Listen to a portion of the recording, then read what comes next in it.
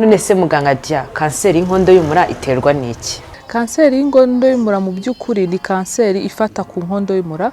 Nkuko tubizi inkondo y'umura ni agace gatoya hagati y'indi byara naho tukavuga ko ari imibonano bitsina ikorerwa. Kanseri y'inkondo y'umura kuri ubu bizwi ko iterwa n'agakoko ka HPV cyangwa human papilloma virus. Ni virusi, ni ubwoko bwa virusi bwandura mu by'ukuri mu bibonano mpuzabitsina, kuko umugabo ashobora kuyizana ni nk'uko umugore ashobora kuyizana. Hanyuma rero muri iyo acte cyangwa muri icyo gikorwa akaba ariho banduzanya. Mu by'ukuri iyo umuntu akanduye ntago uhita ubona ibimenyetso by'uko akanduye, aribwo bigorana kugira ngo umuntu avuga ati nanduye mu mvure cyangwa ajye kwa muganga ajye kwivuza. Urumva iyo bavuga imibonano mpuzabitsina mu by'ukuri ngiye mbara ko ari abantu babiri. Ni ukuvuga ngo n'umugabo arayizana akayizanira umugore, ni nk'uko umugore nawe yayizana akayizanira umugabo. Icyo gusa navugaho kuri ako gakoko ka human papilloma virus nuko byerekana ko mu buzima busanzwe abagore cyangwa basanzwe bakora imibonano mpuzabitsina bakandura ariko kakikiza 70%.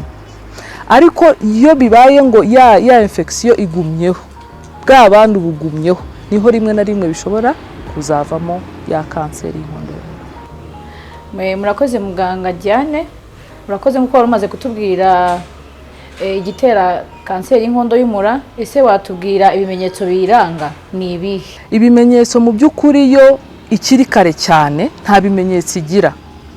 Ni ukuvuga ngo ntago umuntu yabimenya ati ndayirwaye cyangwa se inyirwaye, ariho tuza kugera aho dushishikariza abantu kwisuzumisha. Ariko iyo tuvuze ngo kanseri irahari, mu bimenyetso by'ibanze umuntu agira nuko umudamu icyambere atangira kuva, kaba yabona buri kwezi cyangwa hagati y'ukwezi arava mu buryo budasanzwe. Ikindi yahura n'umugabo akava nyuma yo guhura n'umugabo, icyo ngicyo ni ikindi kimenyetso. Hari n'ikindi cyo kuzana ibintu by'uruzi bituruka mu gitsina binuka, icyo nacyo ni ikindi kimenyetso gishobora kuba ari cyo. Ibyo bimenyetso byose ni ibimenyetso mu by'ukuri tubona ikiri kanseri, yarabaye kanseri ariko itaragera kure cyane. Hari n'abandi rero akubwira ati ndababara ku kiziba cy'inda cyane cyangwa mu mugongo inyuma cyane. Ibyo nabyo ni ibindi bimenyetso. Yaba yaranageze kure, byaragiye ibyo tuvuga ngo kanseri yagiye mu bihaha cyangwa kure yaho mu mwijima, ugasanga arahumeka nabi cyangwa ibindi bibazo, ariko aho biba yarageze kure mu by'ukuri. Ibimenyetso bya kanseri y'inkondo y'umura ubundi bigaragara iyo ihari. Ni ukuvuga ngo igihe tuvuga ngo hafite invasive cervical cancer, ni ukuvuga ngo kanseri yamaze kubayo. Haba hari ikibyimba runaka kiva kikerekana ibyo bimenyetso mu by'ukuri. Dr. Diane, ni ryari umuntu ashobora kujya kwisuzumisha kanseri y'inkondo y'umura? Icyambere ubu ngubu tuvuga cyane ni ukwirinda, sibyo? Icyo ni igice cyambere tuza kugarukaho.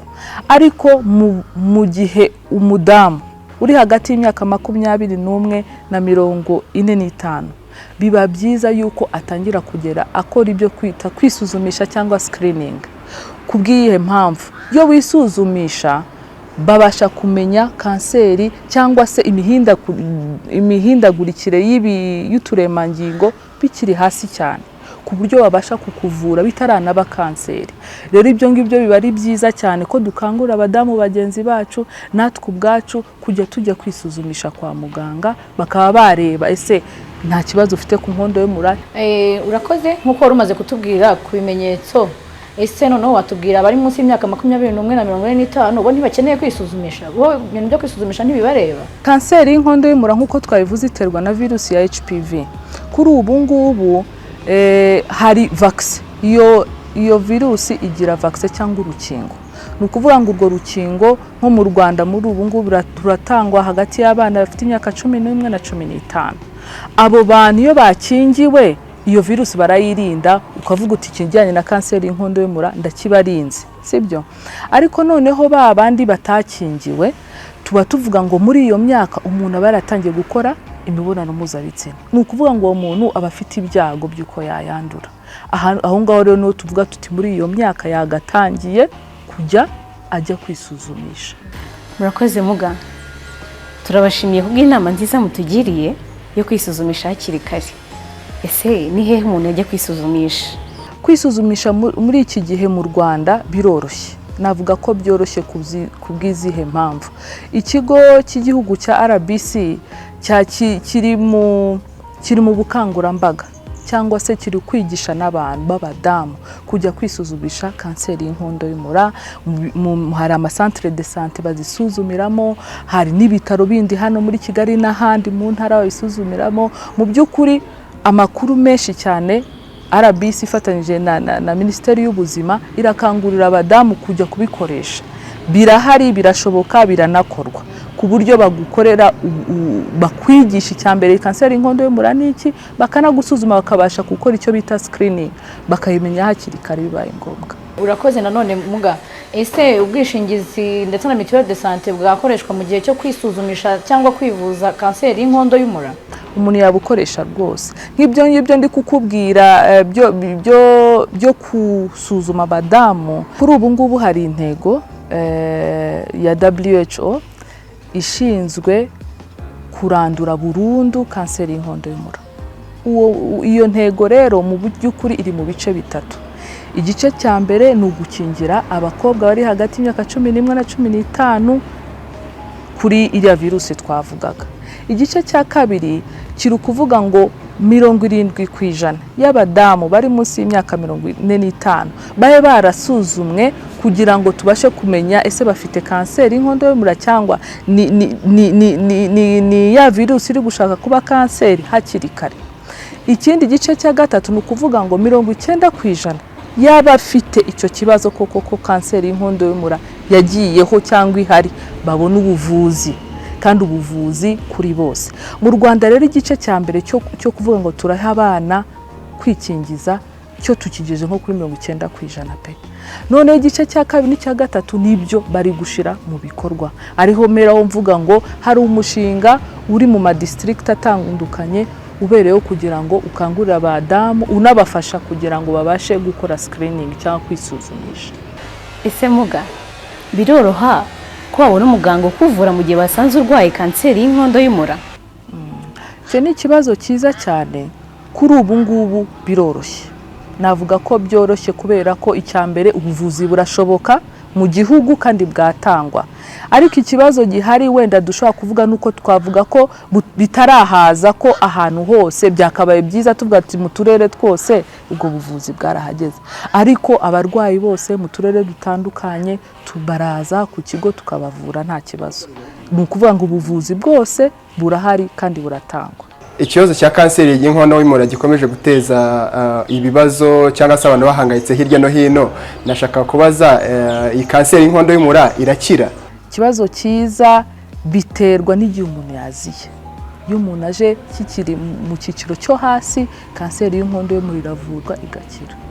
Ariko nyine iyo umuntu nanone aje yaratinze, ariyo mpamvu usanga na leta iri gukangurira abadamu cyane kwisuzumisha, ya mahirwe yo gukira agenda agabanuka. Kwirinda birashoboka. Muzihe impamvu, mu buhe buryo? Niba tuzi ko virusi iyitera yandura mu mibonano mpuzabitsina idakingiye, hari ingeso zimwe zijyana umuntu muri uyo mibonano mpuzabitsina idakingiye. Ni ukuvuga ngo usanga umudamu ufite abaparteneri benshi cyangwa abagabo benshi aryamana nabo, yaba ari kongera ibyago. Ni ukuvuga ngo agabanyije ibyo byago yaba agabanya nanone kwandura iyo kanseri y'inkondo y'umura. Cyangwa se n'umugabo ufite abaparteneri benshi nawe yabazanira ibyago byo kwandura HPV kuri uwo mudamu. Ibyo ngibyo babiretse byaba ari intego imwe. Ikindi cya kabiri, imibonano mpuzabitsina idakingiye ku bantu utazi ni bimwe mu bintu umuntu agabanyije byamurinda nanone kwandura ya virusi. Ni ukuvuga ngo hari impamvu nyinshi cyangwa hari uburyo bwinshi wayirinda ukoresheje uburyo bwo kwirinda uburyo wakwandura ya virusi. Dr. Diane, niye nama mwagira baba abakobwa cyangwa abagore kugira ngo birinde kanseri y'inkondo y'umura? Ese abagabo bo ndetse n'abasore wababwira iki Dr. Diane? ikintu cya mbere mu by'ukuri njye nifuza kubwira abantu, abadamu, abakobwa, ni uko twakwisuzumisha.